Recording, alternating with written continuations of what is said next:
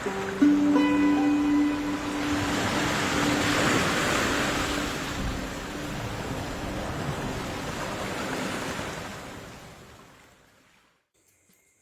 दोस्तों, स्वागत है आपका गणित भाग में।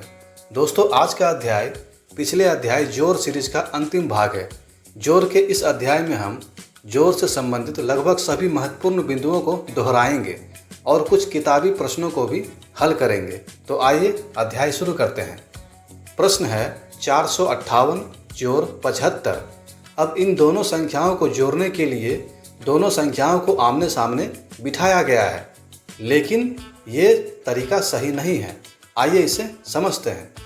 दोस्तों, जब हम दो संख्याओं को आपस में जोड़ने के लिए उन्हें आमने सामने बिठाएंगे, तब हम हमेशा दाहिनी ओर अर्थात राइट साइड से दोनों संख्याओं को बिठाएंगे और दोनों संख्याओं में स्थित पहले अंक को ऊपर से नीचे की ओर एक कतार में रखेंगे, ताकि हमें यह स्पष्ट हो सके कि हमें किस अंक को किस अंक से जोड़ना है, जैसा कि सामने दिखाया गया है।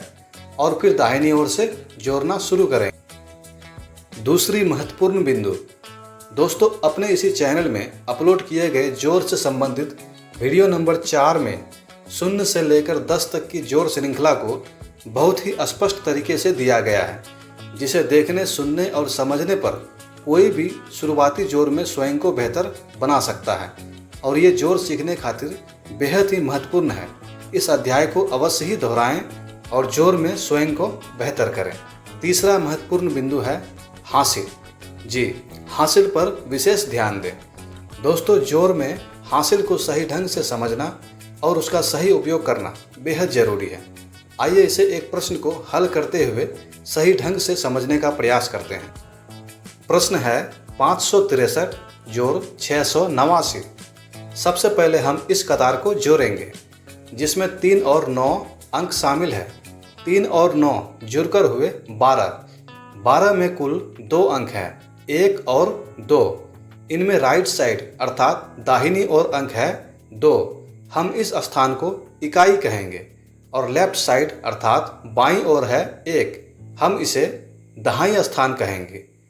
अब हम इकाई स्थान पर स्थित अंक 2 को यहाँ लिखेंगे और दहाई स्थान पर स्थित अंक 1 को ठीक अगले पंक्ति के ऊपर लिखेंगे। इसे ही हम हासिल कहेंगे। हालांकि हासिल को यहाँ लिखने की कोई ज़रूरत नहीं। यदि आप इस हासिल को मन में रखकर जोड़ सकें तो आप ऐसा बिल्कुल कर सकते हैं। आइए अब इस हासिल 1 के साथ इस पूरे पंक्ति को जोड़ें। 1 और 6 हुए 7, 7 और 8 हुए 15। अब 15 में से इकाई स्थान पर है 5, इसे यहाँ लिखेंगे और दहाई स्थान पर है 1 जो है हासिल। उसे फिर से अगले पंक्ति के ठीक ऊपर लिखेंगे और फिर इस पूरे पंक्ति को जोड़ेंगे। 1 जोड़ 5 हुए 6, 6 और 6 जुड़कर हुए 12। इस प्रकार कुल योगफल हुआ 1252। इसे हम 1252 भी कह सकते हैं। दोस्तों, अब तक इस वीडियो में बताए गए सभी महत्वपूर्ण बिंदुओं को ध्यान में रखते हुए हम आगे कुछ किताबी जोड़ के प्रश्नों को हल करेंगे, जिससे कि बिल्कुल अच्छी तरह से ये जोड़ अध्याय हमारी समझ में आ जाए। तो आइए ध्यानपूर्वक प्रश्न और उत्तर की ओर आगे बढ़ें। प्रश्न नंबर 1। दोस्तों, ये है मीना। इसे अपने सहेली के साथ मेला घूमने जाना है और इसे मेला घूमने के लिए कुछ रुपये चाहिए। लेकिन जब मीना ने अपने पिताजी से रुपये मांगे, तब मीना के पिताजी ने इसे इसकी सहेली के साथ मेला जाने से ही रोक दिया और कहा कि हम सब अगले दिन साथ में मेला जाएंगे। और फिर क्या, इतने में ही मीना रूठ गई और अपनी सहेली के साथ मेला घूमने की जिद करने लगी। तब जाकर मीना को इसके पिताजी ने मनाया और अपने पर्स से 180 रुपये निकालकर मीना को दिए। इसके अलावा मीना की माताजी ने भी अपनी ओर से मीना को 50 रुपये दिए। तो अब प्रश्न ये है कि आखिर मीना के पास मेला जाने के लिए कुल कितने रुपये हुए। आइए इसे जोड़ते हैं। पिताजी 180 रुपये और माताजी 50 रुपये। 0 जोड़ 0 0। 8 जोड़ 5 13। 13 में से 3 यहाँ लिखेंगे और हासिल 1 को अब अगले पंक्ति में जोड़ेंगे। 1 जोड़ 1 हुए 2 और नीचे तो कुछ है ही नहीं, तो हम 2 को यहाँ लिखेंगे और इस प्रकार हम कह सकते हैं कि मीना के पास कुल 230 रुपये हैं। प्रश्न नंबर 2। दोस्तों, सामने चित्र में एक पेड़ है और इसके आसपास कई सारी पक्षियां हैं। मीना की सहेली ने इन सारी पक्षियों की गिनती कुछ इस प्रकार की है। पेड़ पर कुल 115 पक्षियां बैठी है और 8 पक्षियां ऊपर की ओर उड़ रही है और ज़मीन पर 209 पक्षियां हैं। तो प्रश्न ये है कि इस चित्र में आखिर कुल कितनी पक्षियां हैं? आइए उत्तर ढूंढते हैं। पेड़ पर बैठी पक्षियां 115, उड़ते हुए पक्षी 8, जमीन पर पक्षियां 209। आइए इसे जोड़ते हैं।